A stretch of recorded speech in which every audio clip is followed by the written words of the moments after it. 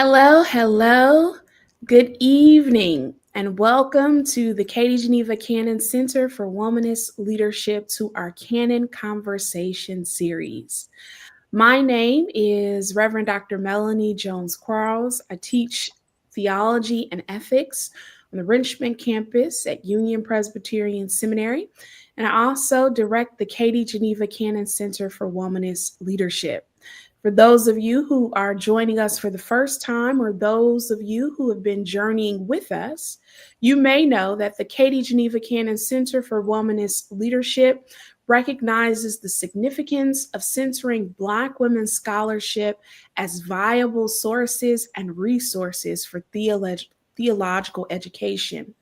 Cannon Conversations is one of our new webinar series that we've been doing all year long. We launched this series in order to think about all things womanist wisdom and to support and encourage new titles, writers, and womanist ideas. Tonight, we are privileged to welcome to the conversation Dr. Donyelle McCray. She serves as Associate Professor of Homiletics at Yale Divinity School. She's a teacher, writer, and an Episcopal layperson. Her scholarship focuses on ways African American women and lay people use the sermon to play, remember, invent, and disrupt. She is the author of The Censored Pulpit, Julian of Norwich as Preacher, and a volume on sermon genre. Tonight's book that we'll be discussing, Is It a Sermon? Art, Activism, and Genre Fluidity in African American Preaching. She is currently writing a book on the preaching and spirituality of the Reverend Dr. Pauli Murray. Before becoming a homiletics professor, Donyelle served as an attorney focusing on wills, trusts, and estates. This work raised existential questions that led her to seminary and then into ministry as a hospice chaplain. Human finitude, compassion, and interdependence remain central theological concerns in her scholarship. Welcome, Dr. Donyelle. Thank you. I'm so happy to be here. So honored. Thank you for inviting me.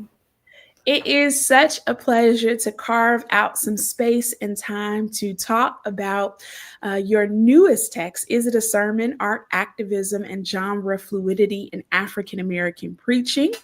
And we normally have folks who are joining us to comment, to let us know that they're stopping in and joining the chat. So if you have joined us tonight, feel free to just let us know that you're with us and where you're joining with us from tonight. Let's jump right on in to the book. How did you come to write this book? Tell us a little bit about your journey. Well, I had earlier done some work on the history of preaching and was learning that while homiletics was still nascent as a discipline, there was a lot of room, a lot of runniness in how sermons were imagined and how preaching was imagined. And I was studying and learned that preaching was understood to be something spoken, something written, as in Paul's letters, and also something lived. And that just piqued my curiosity. I also came to see in Beverly Main Kenzel's work how in medieval England, sermon was a very elastic category. And it included treatises, it included drama, letters, poetry, even things that weren't brought to speech. And some things could begin in one form and end in another. So, begin as a letter and end with an exhortation that we might readily recognize as homiletical, or begin as poetry and end in a treatise. That kind of flitting back and forth, that kind of variation was just very interesting to me. And so I taught a course in 2017 called Is It a Sermon? At Yale Divinity School. And just enjoyed the work that we were doing together in the classroom and the kind of questions that were coming up about what are the possibilities here And what do I learn about preaching through, say, painting? What do I learn about preaching through dance or through letter writing or poetry? And how can those skills enhance what I do in the pulpit or help me as an individual claim the uniqueness of my voice, which is something that I really stress for my students, not trying to sound like someone else, but trying to sound like themselves.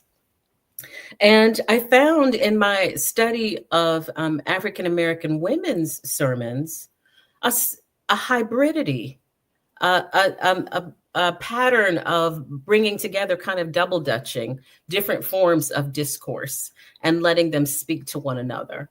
And I just wanted to focus the book with those issues in mind. So that's a long story. Yeah, I love that. One of the highest kind of topics for the center. So we have about 6 initiatives, and one of them is Womanist Works, which interrogates and thinks about the arts, as well as Womanish worship, which affirms Black women's religious leadership. But across those 2 categories, we constantly receive interest, or folks want to know for workshop titles or topics. Womanist preaching, and how does womanist proclamation or forms of art inform kind of womanist proclamation in public square? So I think this book is so timely and relevant. I was like, whoa, when I saw this, I'm like, this is exactly what folks are looking for, and certainly is exciting for this time. So I think you're right on the pulse of what folks are thinking about. I see folks joining from a number of places. Welcome, Michelle from Charlotte. Welcome, Dr. Paula from Richmond. Welcome, LJ from upstate New York. Welcome, Pat Jones from Charleston, South Carolina. Welcome, welcome. So I see that the cover art and the title of the book, I think you talked a little bit about that in terms of its relation to a course. But how did you come to develop this cover art, or how did it come about? Yeah, well, I gave the publisher, the team at WJK, just a little bit of guidance. I wanted secondary and tertiary colors. I wanted greens, I wanted browns, I wanted purples. I wanted to have colors that reflected the blending that parallels what I was talking about in the book in terms of the genres coming together. And I was especially interested in having browns in the book because the layers of complexity that we see in browns are very rich and beautiful. I didn't know exactly what color they were going to select at the end of the day. That was our agreement, was that they could choose the cover art. But I could make suggestions. And so I was pleased with how it came out. I will say, while I was clear about what I wanted the title to be, I played around with the subtitle a whole lot. Because at one point, it was ancestral wisdom in African American preaching. It was art performance, and is it a sermon, genre fluidity in African American preaching? So that was a path to get to the subtitle. But yeah. I certainly think it landed. I'm going to ask our folks to go ahead and drop the link to the book. So if folks haven't purchased it, they can go ahead and check it out and also see this beautiful cover art. But I think the imagery of this kind of woman already kind of puts this sense that perhaps you're certainly thinking about Black women, or the kind of embodiment of Black women in preaching. And who do you think your intended audience is for this book? Yeah. Well, I certainly want to talk to preachers. I also wanted to talk in particular to lay preachers, because I do think that there's a certain pattern of treating lay preaching as a kind of also ran, as a secondary form of preaching. I was really interested in talking to artists through this book, and people who understood or understand their art to be proclamatory in some way. And I'm really interested in people who are interested in African American spirituality and the different expressions that it comes through. I in the world of homiletics, I kind of make my home in the spirituality of preaching. And I'm interested in the inner life of the preacher. And that's why I structured the chapters to focus first on some biographical information about each of these featured preachers, so that you have a sense of how their chosen media emerged for them. Because it matters how we get to song or quilting or literature.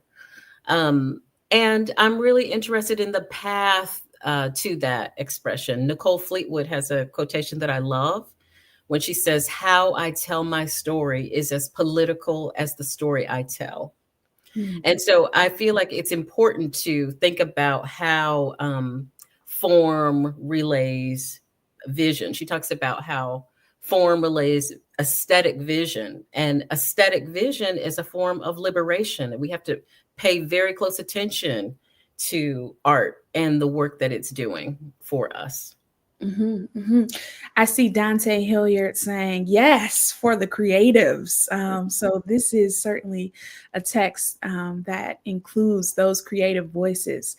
I'm thinking about folks who are coming to this conversation and sparked by the title, coming to this book. And we're already using terms like sermon and homiletics. What is a sermon? How are you defining that term? For folks who are thinking, what does that really mean when they speak about that particular term? Yeah.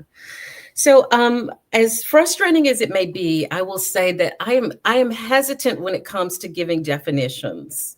I think that sometimes definitions are brakes for us when we actually need to be pressing the gas, right? They are setting a boundary rather than pushing us forward. So I will say, if pressed in a corner, what I would say about what a sermon is that it's a teaching that fosters a divine encounter, glorifies God. That's a very broad umbrella. I realize that description puts me, on the more, I guess, elastic end among homiletics professors.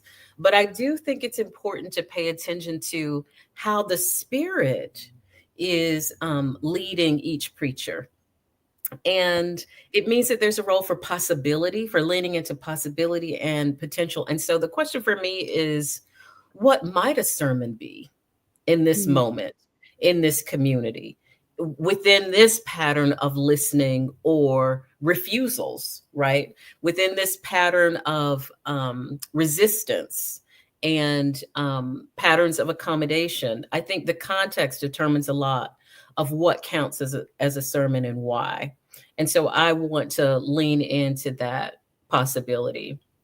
I will say that I am guided in thinking about the definition of sermon by an experience I had with my grandmother as a maybe 6 or 7-year-old.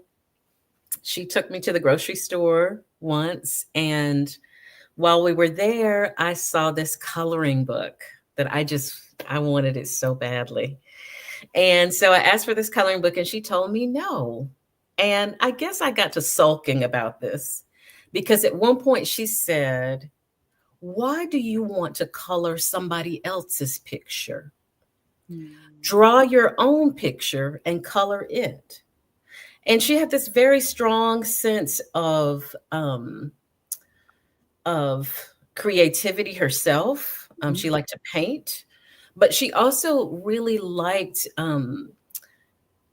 independent thought. And I think there's a role for that independent thought and creativity in contemporary preaching. And it doesn't mean, yes, we have inherited a tradition and we want to honor that, but part of stewarding a tradition is helping it grow and evolve, not just mimicking what has come before. And so that's what I see in the preaching of so many African-American women and want to celebrate.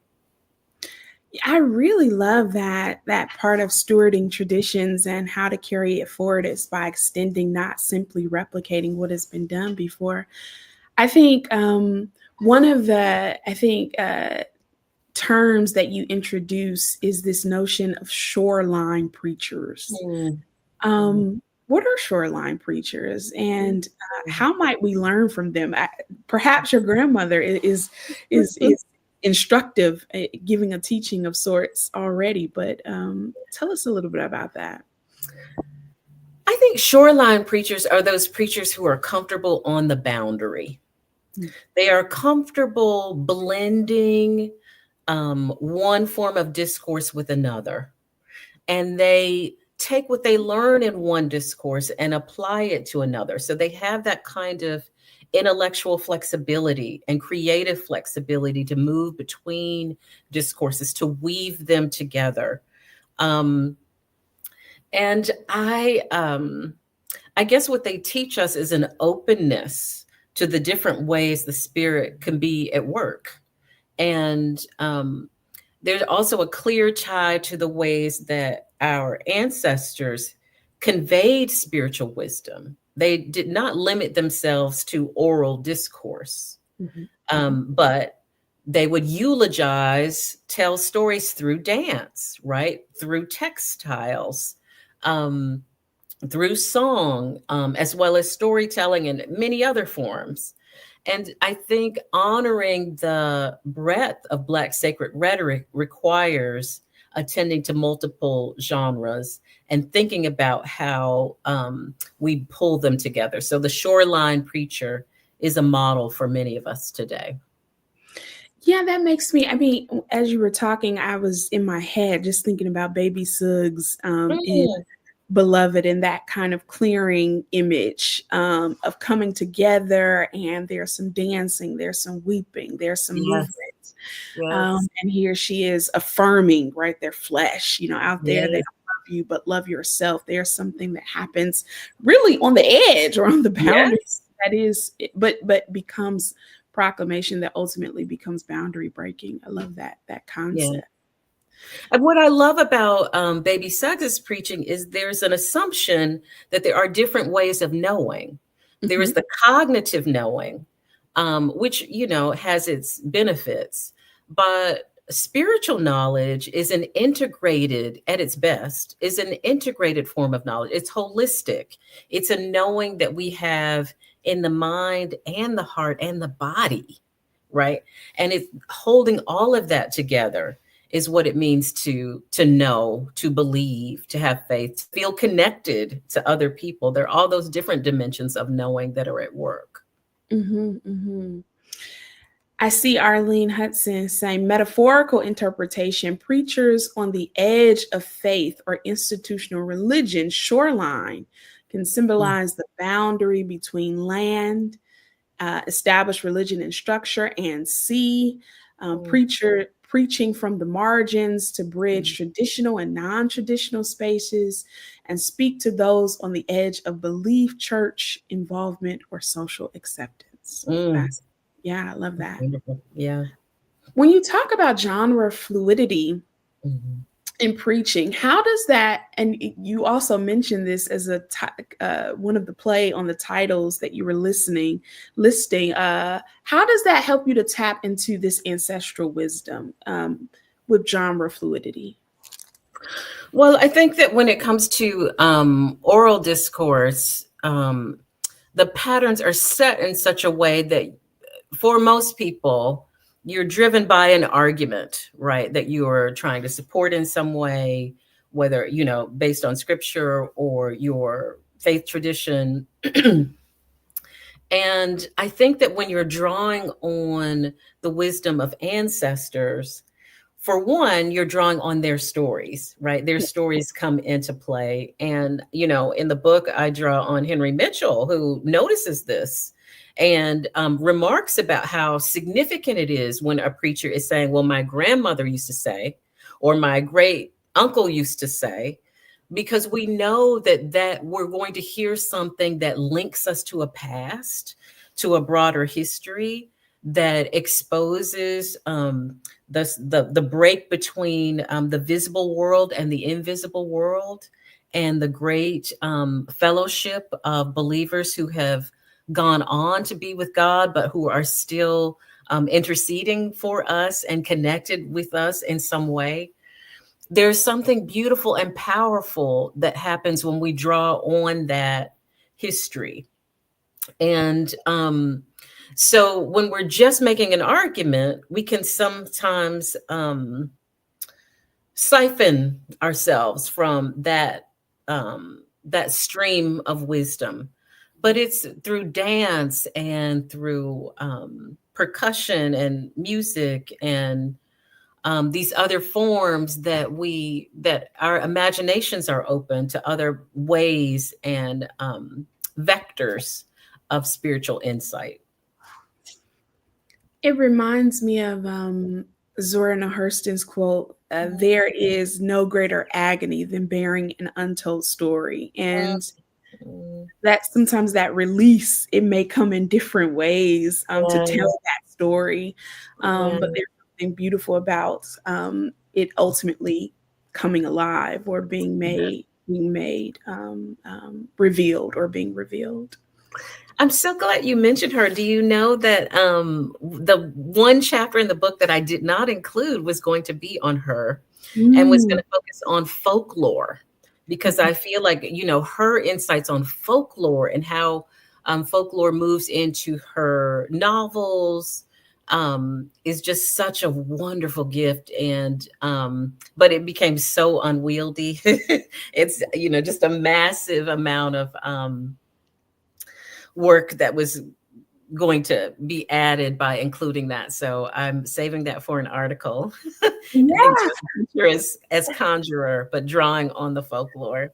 But I'm just glad that you mentioned her name because she was definitely an inspiration for me as I wrote this book. Absolutely. I mean, Zora is Zora, right? She's quintessential, right? But she is a muse of Katie Cannon, for sure. And one of the sermons that in Katie's canon, that Cannon talks about wounds of Jesus, that is pulled from a folklore tradition. And then Cannon, by way of Zora, begins to unpack what Zora's doing through the folklore. But what I love about Zora's, and she really takes up the lay preacher in many ways, because these are sermons from folks down the road in terms of ethnographic work. But I think it's so insightful in terms of just what she's able to capture. And so I just get so excited when we talk about folks like that. But certainly she is one of the voices that is informing some of the work I'm doing with Cannon as well, for sure. Oh, wonderful. Yeah. There's several different, I think, kind of visuals that you give. You talk about the singer, the quilter, the dancer, the intercessor, the parabler. Let's start with the singer.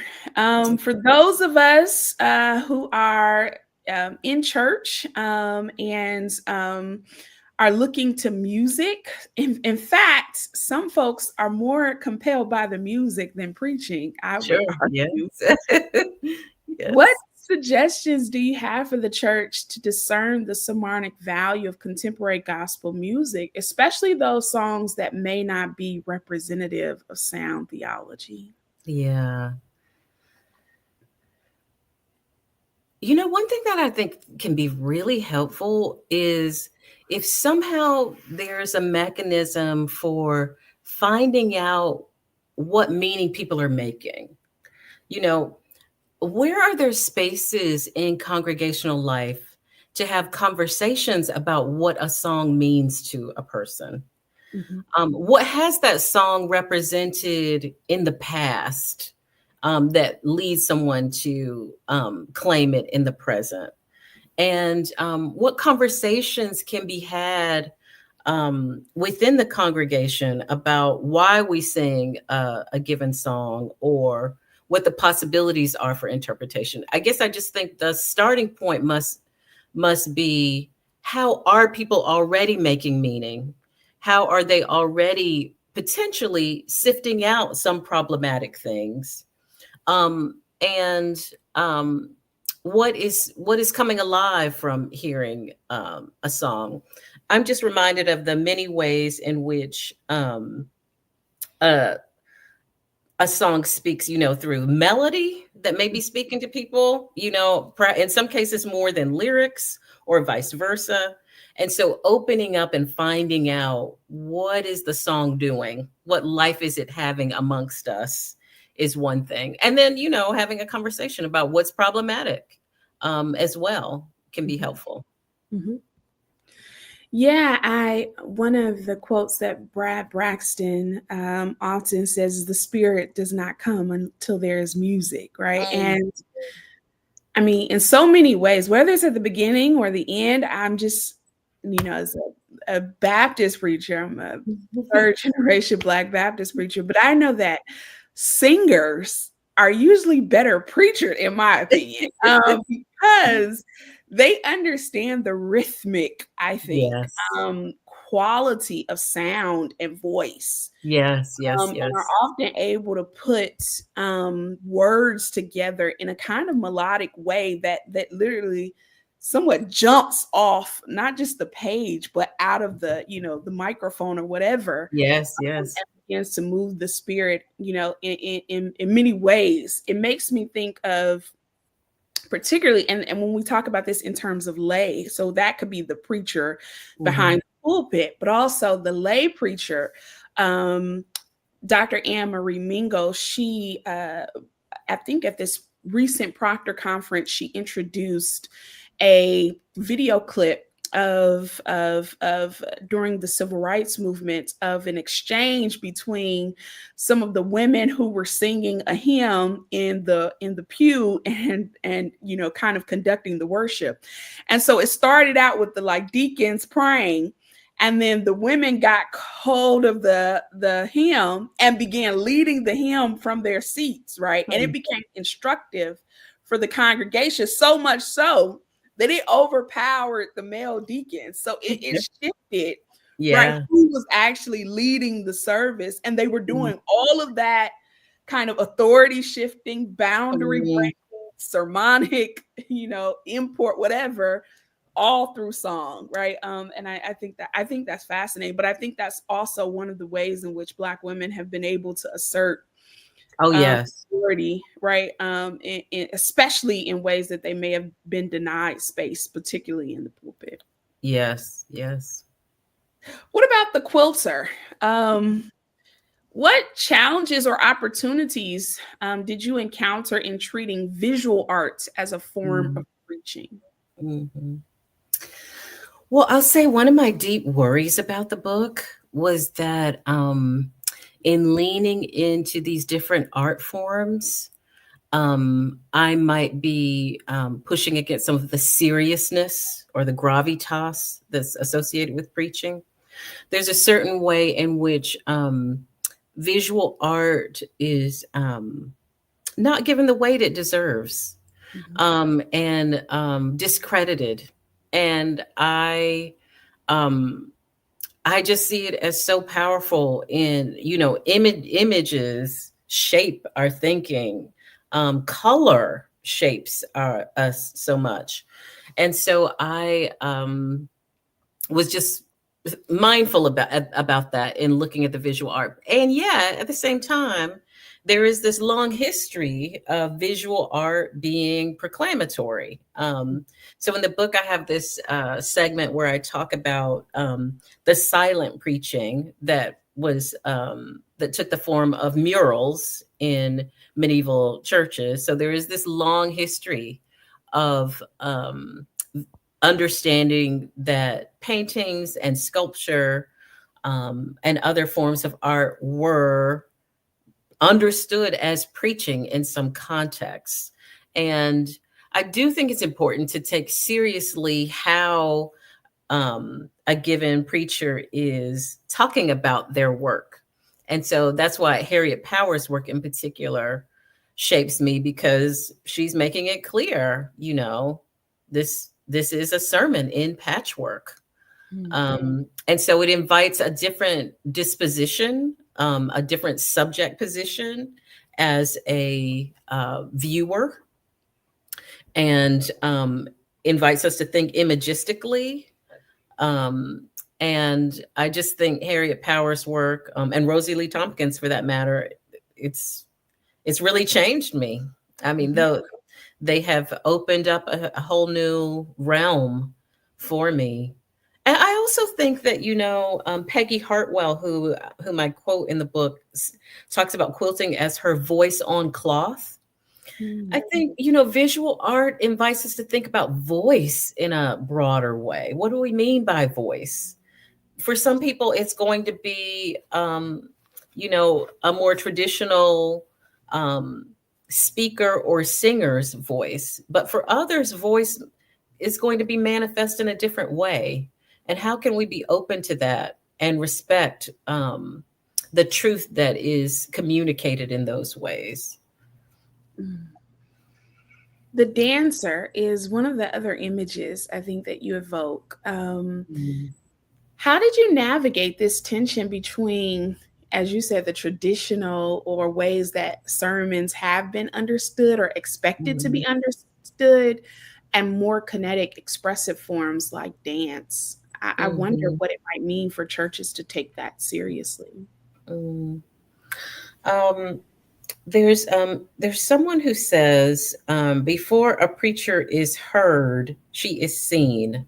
That preachers are always seen before they're heard, and that preaching is a very visual experience, even as it is auditory. And I think in particular of Dr. Teresa Fry Brown's work in delivering the sermon, where she talks about the ways that movement shapes the meaning-making process and invites us to be attentive to that. So I think dance, when you think about it, for so many preachers, there are movements that come along with the words, often rhythmic movements, often a kind of rocking that takes place throughout the sermon. And that rocking or movement shapes our understanding of what is said. And so I just think there's so many ways that dance manifests, even in those sermons that we don't think of as genre bending in any given way. But they are part of the musicality of Black preaching. But I think one thing that churches can do is think about all the different ways that we communicate spiritual truth. And especially when it comes to the kinesthetic, we are thinking in terms of possibilities, right? I love it when Pearl Primus is talking about the ways that when a dancer is dancing, everyone is in the arena with her, right? There are no spectators, because we are imagining ourselves performing those movements, and we are imagining different kinesthetic possibilities for ourselves. And certainly the gospel involves moving through the world in a different way because of our beliefs, not simply, again, a purely cognitive way of knowing, but something that is embodied.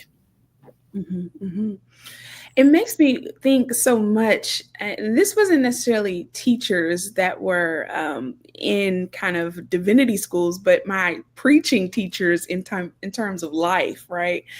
Who were like, you need to look like you're gonna preach if you're gonna like they had all of these kind of expectations about performance in terms of presentation. There were certain kinds of kind of cultural mannerisms or just expectations that folks have in order to prepare. And it just thinks about how much of that is performative, how much of it is bodied, how much of that could be dramatic or theatrical, but it also could be a way that is instructive. It could be intuitive. It could be embodied. It could be informative as well.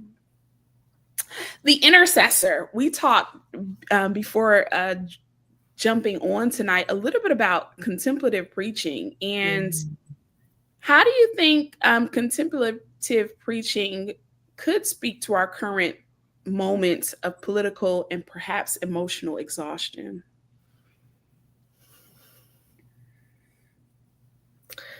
I think this is a time that does not feel like history. right? This feels atypical. It's hard for so many of us to find a pattern that matches this moment. And I think that it means that, for one, there's a role for seeking clarity, for reflection, for listening deeply for what God might be saying to us, and for reflecting on those absurdities and dilemmas of contemporary life that resist a tidy resolution, right? Um, and I think that um, this notion of Thurman's model of using these meditative moments invites us to sit and ponder, right? To just ponder, and to not rush to a therefore, but to be in limbo and seek God in that. And I think that's something that we could really use, many of us right now. And that's why I'm really excited about the work that Trey Clark has done in thinking about Black contemplative preaching, and the many who are engaged in that work. Yeah, one of the themes for our conference that we just had in Charleston was about joy and the kind of need to tap into this ancestral wisdom in the face, right, of manifold evil. And part of, I think, the forward is inward. It kind of echoes Howard Thurman a little bit in terms of the inward journey, but it also is, rather than being kind of distracted by what is outer, perhaps returning to some of these more inner technologies or wisdom might be essential for our time. I agree. The last one is the parabler. I think you lean into Toni Morrison there. And how did Morrison's use of parables shape your own understanding of preaching as a literary and moral art form? How might preachers today draw from literary strategies without losing theological depth? Mm-hmm. Well, I think the one thing that she does there's so many things that she does well, but the one thing that stands out is the way that she takes human dilemmas seriously. And there are ways in which I think the real struggles of our lives aren't always taken as seriously as they need to be in the pulpit. There are certain ways that it's already resolved. It just comes together too easily. And I think she makes room for more complexity in thinking about human struggles. She's also very honest. And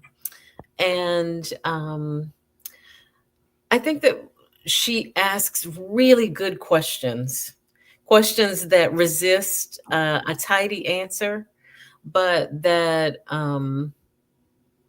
reflect the honest questions that are reflected in the pews. And I think that's the beginning for any good sermon. Yeah, in fact, I think that the pews are perhaps sometimes much more honest than some of the preachers, in terms of they got questions that sometimes I don't think preachers are ready to deal with, but folks have been asking and answering those questions already in the pews, for sure. Yeah. I'm going to invite folks who are joining us tonight to go ahead and drop questions that you might have about the book and that you might have for Dr. Donyelle as we sit here with this wonderful text. On the whole, I'm curious about what you might think that this book contributes to this womanist homiletical tradition. And how this might extend conversations that are happening within that field or category. Well, I think that one of the gifts of the tradition is its inclusivity and elasticity. and the making space for different kinds of voices. And I hope the book invites us to think about voice in a different way, in a more expansive way, and invites us to think about, again, possibility before rigidity. I also think that, when I think about womanist preaching, I think that there has to be a big role for dreaming. And this book is largely about people who are in some ways dreamers, who are imagining a world that hasn't manifest in time and space entirely, and pointing us in that direction. So sort of pointing to these existential possibilities. And I think that good preaching connects us to other people. It fosters these communal bonds that help us see ourselves in a fuller way. And so I hope that the book similarly points to ways that through these different forms, through song and dance and visual art, community is forming. So that's a beginning of an answer there. Yeah. Dante Hilliard asks, how do you understand the sermonic nature of the full worship service? Mm-hmm. Well, in my own spaces, a lot of times the Episcopal liturgy is understood to be one extended prayer with these different dimensions that manifest through song or sermon. And I do think that that the full worship service is an announcement, is a proclamation of God's divinity, of God's sovereignty, of our communal identity as people of God. So it does announce and proclaim in that way. I think in particular, in those traditions where there is a processional of a choir or, with a cross or candles, this too is an announcement about how we are seeing Jesus as Lord, right? But I think that there's a certain way in which the book points to ways that we might lean towards a leveling of sermon with other forms of proclamation, a more democratic vision of sermon rather than something that is, high, and these other forms of proclamation are kind of, singing back up to the sermon. So I think there's a great role for understanding the full worship service as sermonic, in that it is a teaching, it is glorifying, it does bring the family of God together. LJ Williams asks, do you have any advice for artists, preachers who cross these boundaries and want to work outside traditional institutions?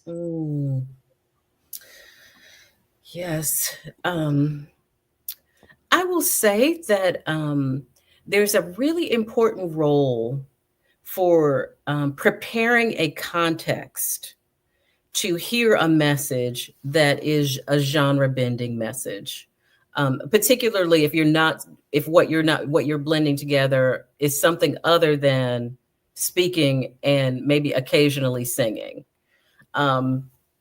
It's just hard because people come with a certain set of expectations when they come to a worship service, and if you are bringing in some other mode of discourse, it helps if you've prepared them beforehand. Sometimes you could, do it in advance if there's advance notice about the form of the service, through an announcement or a bulletin. Sometimes it can be helpful to say something at the start. But I think one key thing is letting people know what it is you're doing and providing that frame for people who have not, don't have a reference point for thinking outside of the traditional structures. I think the other advice would be to invite the people in your community to experiment, to have immersions in these other forms. When I think about one of the possibilities for the book in a as a kind of educational resource or as a communal tool, I might invite reflecting on the different chapters, maybe for a week at a time, but also matching them with actual occasions to explore these different forms. So maybe for chapter 1, after talking about the chapter or before, you just spend some time singing together as a community. And then for the chapter when you're talking about the quilters, maybe you actually quilt together. You actually pick up a needle and do it. And yes, some people will do it poor, it's going to be a mess, right? Or maybe you don't want to quilt and you want to paint instead. But there's a value in engaging in these different forms and seeing what opens up for you. And so for those artists, preachers who are trying to cross boundaries in traditional spaces, I think it's important to actually provide immersions so that people can engage in these different forms. Yeah, I love that kind of interest of immersion and also invitation, I think is what you were talking about earlier, by letting people know, hey, this is what we're going to do. I'm inviting you to participate, so they feel as if they're conversation partners rather than, wait, what do we do? Something that is disorienting. Yeah. Right. And it's not necessary for you to do it at a level that is like professional, right? I mean, but it has its own value, even if you're doing it as a learner and you're just entering into the form. Yeah, I think that's because even when we think about preach, it's like, I need to be the expert on this. Yes, and you might also be, right, trying to learn too. I'm not a good painter, but maybe I want to bring something of that in. Yeah, that's wonderful to think about. Yeah. You already touched on this in the last question, but how might this work be useful in congregational, educational, or group settings? Yeah. Well, so I think that you could, match each week with immersing people in a different form. I think that it also brings up a lot of stories, right? I mean, once you start, I think quilts in particular bring up stories about people who quilted and what meaning it carried for them. And so, you could sort of move through each week and invite people in the congregation to share. Talk to us, to bring in works that everyone could study together and examine and touch, family quilts or other pieces of art, share songs, find dances, So I think that it's an opportunity to see all the gifts of expression that are in a given community. Who are your dancers, right? You might be surprised at who they are. But it also gets you in touch with histories in that community. I have a very dear aunt of mine. She was born in 1900 and she died in 1992. And she did not learn to read or write, but she did quilt. And I have 3 of her quilts, and they have tremendous meaning to me because, these were her expressive, artistic form. It's a way of having her voice with me, even though, I didn't have it on a page or in a letter. And so I think that for others, there will be stories and histories that come up that need to be shared and that help us connect with that river of ancestral wisdom that is flowing in the church. Yeah, I think you're just really expanding our concept of this isn't just a 3-point sermon with a hook and a thesis. Like, there are more opportunities for us to think kind of beyond these single only frameworks, right? That are often deductive and, that encourages some more expansive, I think, inductive contemplative, other Mhm. forms, immersive. I love that language, dynamic Mhm. approaches. Mhm. What was your most significant discovery when writing this book? I have to say, that's such a tough question for me. But I will say that one thing that I learned about preaching that I know in a different way now is that before preaching is anything else, it is listening. Before preaching is speaking, before preaching is anything else, it is listening. It is listening to God. It is listening to life. It is listening to the Spirit. It is listening to history. And so I now um, foreground the role of listening in a way that I didn't before, and am more mindful of all that listeners bring to the meaning making process. And I will say that, for many years, I've been teaching homiletics and have been, dedicating some time to talk about listening. And I have a friend who teaches homiletics in Denmark, Marlena Lorentzen, who says that the listeners are co-authors to preaching.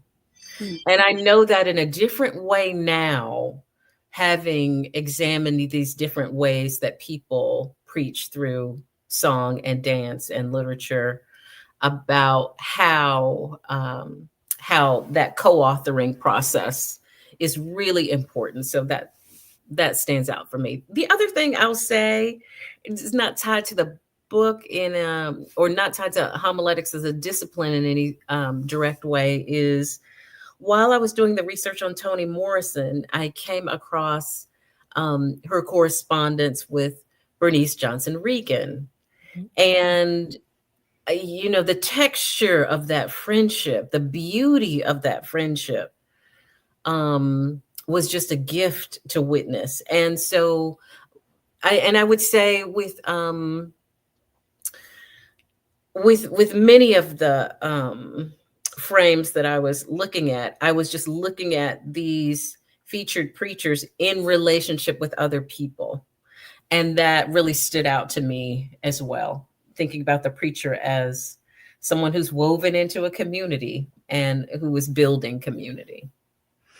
Yeah, I love that connection in terms of Bernice and Morrison, and it just reminds me, especially in times like these, like to make sure even my closest folks that I'm sending them notes or Yes. handwritten or whatever, so that it's written down in a way that can be instructive for folks. But I think that seeing especially two different kinds of experts or two different kinds of Yes. artists, right? Yes. And the way in which these traditions can inform the other. Of course, a Mhm. literary genius and then a musical genius, right? And Mhm. the way in which these that there is a kind of interest towards perhaps freedom or justice or Mhm. whatever that is Mhm. shared between them, and they operate in different kinds of ways of pushing towards that, but there's Mhm. something that brings them together. There's some connectivity there that's so powerful. I think it's so meaningful. Mhm. Mhm. Well, we have come to the end of our time together. I really could talk to you all day, but I know that we've just penciled an hour tonight, and I'm thankful for you coming. The book already I know is just making some great traction, and folks have already told us that they're interested in this conversation, which means they will go ahead and get the full volume. So if you haven't, go on to Westminster John Knox Press and go ahead and order your copy. It's just $28, so it's accessible and available, and it can be useful for you as you begin to think about crafting your own sermons, and or the way in which you can think about arts and activism and genre fluidity. Dr. Donyelle, what is your key takeaway or enduring hope for this book? That it will awaken a new mode of preaching for people, that people will feel a new dimension of their voice open up, and that people will be inspired. There's a role for delight in preaching, a role for beauty, a role for joy. And, when I think about Jennifer Brooks's scholarship, she puts an accent on the role of joy and the good news. And I think these artistic forms invite us to move into new realms of joy. And I want to see that thriving, that should go along with the creative process and with proclaiming the good news. Mm-hmm. So I'm hoping that new dimensions of creativity and joy open up for preachers, and maybe that some people who didn't think of themselves as preachers might discover that in fact they are. Ashe and amen. Dante Hilliard says, what a great gift to the community this work is. I certainly echo that. And I'm grateful to all the folks who have joined us tonight online, who have been paying homage and celebrating the work in the chats. We certainly continue to invite you to go ahead and purchase a copy and continue reading and thinking with us. This will be a resource, hopefully, this conversation. So if you need to go back to it, you can check it out on YouTube or our Facebook at Center for Womanist Leadership or the Union Presbyterian Seminary site, and it'll be available for you to continue to think with Dr. Donyelle and myself. For those of you who've joined us tonight, again, thank you for participating in this conversation. In fact, thank you all year for since September, folks have been joining these conversations once a month on Tuesday night. And as we approach the end of the year and look forward to new titles that will be approaching next year, we are certainly grateful for the journey that we all have been on. So take a look. If you missed some weeks, some months, feel free to check out some new texts and also to see some of the conversations that we've had before. Last, we always ask if you would just give us a moment of your time to let us know what we've done well, what we can do in the future, what kinds of topics or titles that you're interested in us discussing for the future. Go ahead and click on our survey there via SurveyMonkey so that it can be instructive for our team and that we can collect data in order to support or develop programming that actually fits your desires and needs. Again, thank you so much, Dr. Donyelle McCray, and we invite folks to go ahead and purchase Is It a Sermon? Art, Activism, and Genre Fluidity in African American Preaching. Thank y'all. Good night. Take care. Good night.